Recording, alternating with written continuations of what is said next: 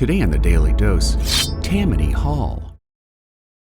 Tammany Hall was a political powerhouse in New York City from its 1789 inception to mayoral campaigns well into the 1950s.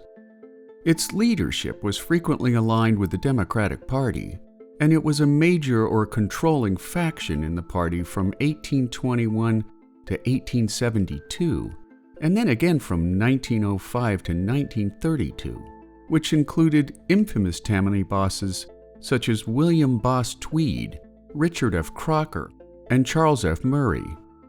Although many New Yorkers suspected that Tammany Hall was a breeding ground for graft and corruption, Tammany's popularity and remarkable longevity resulted from its willingness to help the city's poor, particularly newly arrived immigrant populations.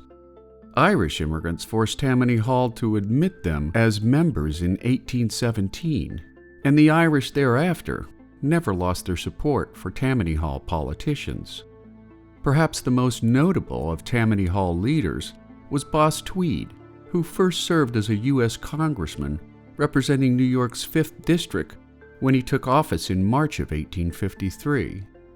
At the height of his corrupt influence, Tweed was the third largest landowner in New York City, holding directorships with the Erie Railroad, the 10th National Bank, the Harlem Gas Light Company, and more.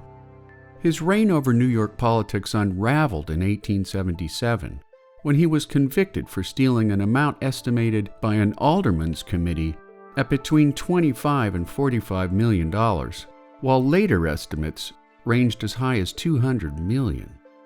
Unable to make bail, he escaped jail once but was swiftly returned to custody. He died in the Ludlow Street Jail on April 12, 1878, at 55 years of age.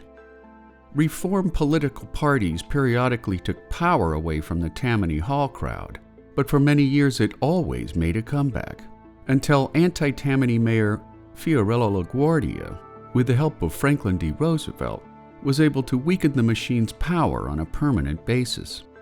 Despite LaGuardia's efforts, Tammany Hall retained some of its local power base until John V. Lindsay became mayor of New York in 1966. And there you have it, New York's Tammany Hall, today on the Daily Dose. If you like learning something new every day, subscribe to the Daily Dose on YouTube, or sign up for emails at dailydosenow.com.